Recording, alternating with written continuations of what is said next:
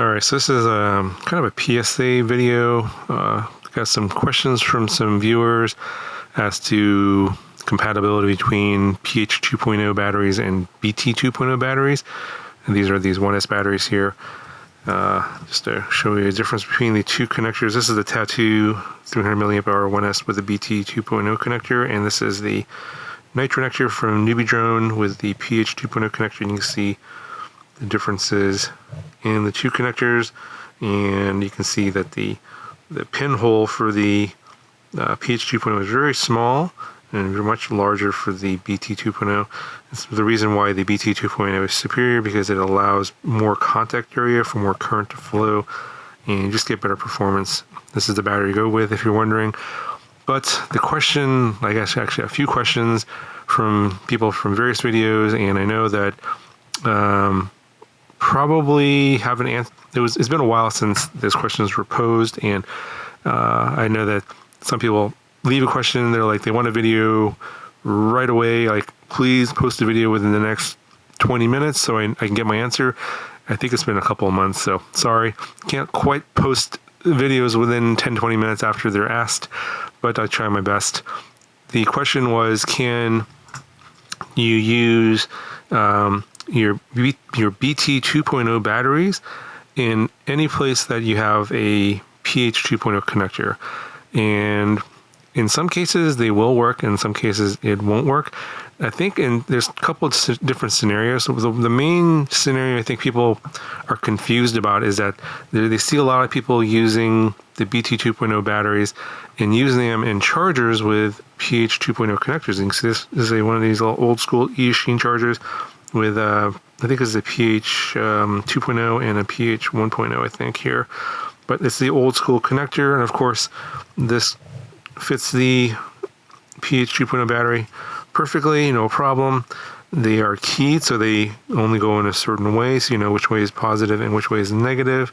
That's that little notch right there. You can force it in to go in the other way, but it's going to be really difficult.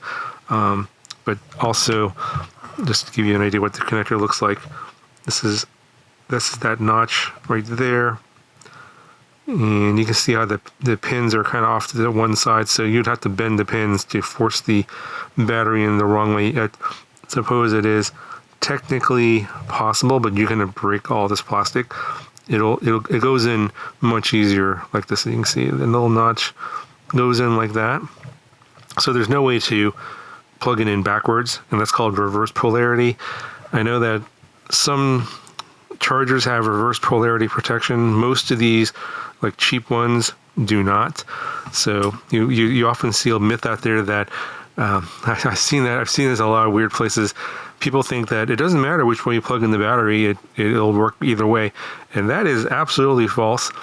If you know where that myth is being like passed around, let me know where that is, because I really am curious where the source of that is, because that is completely false. You cannot just plug it in willy-nilly. You will. A lot of these chargers do not have reverse polarity protection. You plug it in backwards, you will smoke something. Most likely a battery will catch on fire. And yeah, some of you guys are like, hey, plug it in backwards, I want to see the fire. Pyromaniacs out there. Anyway, back on topic here. What you can do with some of these BT2.0 batteries, you can charge them with these chargers with the PH2.0 connector. And let me just show you an example here. So here's the connector on this little battery checker, right? So you have to remember to know which way is negative. So I've marked them on here, which side's negative, with a little Sharpie with a black marker on this side. And so it's on this side of the connector, which is when you have the connector like this with the notch facing that way, this side is negative, the left side. And on the BT2.0 batteries, the curved side is negative, the flat side is positive. So I can put in the battery like this. Let's see. And it gives me a readout on the current charge level of this battery. As you can see, they are somewhat compatible. I can put a BT2.0 connector battery into this PH2.0 connector for this battery checker, and it works fine. And I can do the same for this charger here. So go ahead and I'll plug this USB into a power bank here. And again, the negative with the notch facing away from me is going to be on the left side. And the battery should be going in like this. Left side that way, negative on the left. You can plug it in, and you can see that we now have a little light there showing that it's charging. And if I unplug this, the light goes off. On this particular charger, when you have it plugged in properly and it's charging, you get a little red light, and I think the red light turns either green or the red light turns off when it's fully charged on this particular charger. So one of the questions was, can I use these PH2.0 battery chargers to charge your BT2.0 batteries? Yes, you can. You just have to be mindful of the polarity of the battery. Make sure you're plugging in correctly, because it is very easy to plug it in backwards. So say it's not plugged in here, you can plug it in pretty much either way. It goes in either way, no problem. That's the danger. So I would probably mark with some black Sharpie here that this side is negative, and just make sure that you're plugging in the correct way, and you should be fine. For charging at low sea levels, it shouldn't be an issue. I think that you'll have more losses in terms of energy. Of course, at these sizes, it's not we're not talking about tons of watt hours here, but because it is not it's not a full connection. Like, basically you have a connection, but it's not like you're using the full connector. It's just partial. So it's not ideal, but it works. So to answer that question, it works. Not really ideal. I wouldn't recommend it. If you have BT2.0 chargers available to you, obviously you want to use those, because that'll, you're not going to be plugging in backwards by accident. If you just happen to be, not paying attention, that could happen, and then you could ruin your battery or start a fire. The other question was, can you fly on these batteries? So here's an old quad here. You might have an old quad and you don't want to update the connector. This is a PH2.0 connector here. This is one of these old style ones. This is from Newbie Drone. And you see it's kind of transparent here. And these have the wires marked so you know which side is positive and negative. And I want to show you what happens here when I plug it in. So negative is on the bottom there. So I'm going to plug it in like this. There we go. And you see it lights up there, but it's not a really good connection because the pins are too small. So if I wiggle this around, see, it turns off and then it resets.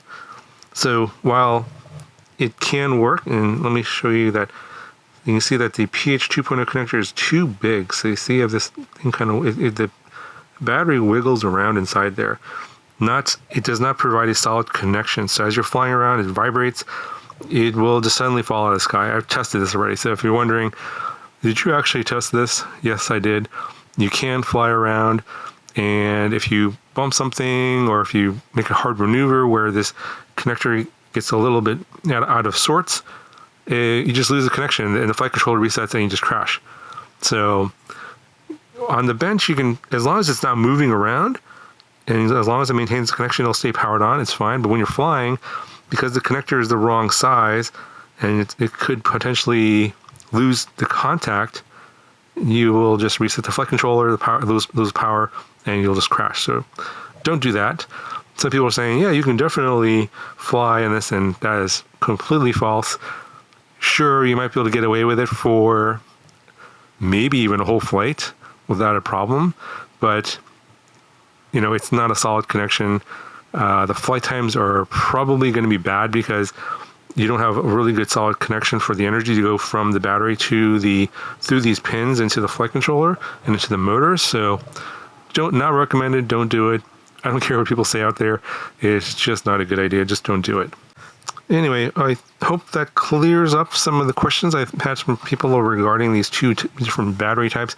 I think that for a lot of you guys that are experienced and know about these batteries, you kind of already know this. This is a kind of old information in my opinion, but there's a lot of new people that are coming into the hobby and they see some old posts and they get confused, and then like a lot of misinformation gets kind of passed around. So that's why I wanted to make this video, kind of clear things up, because I get some questions from people from that are, I think, I can tell that they're definitely newbies and they don't have the history, the full history of what happened in the past.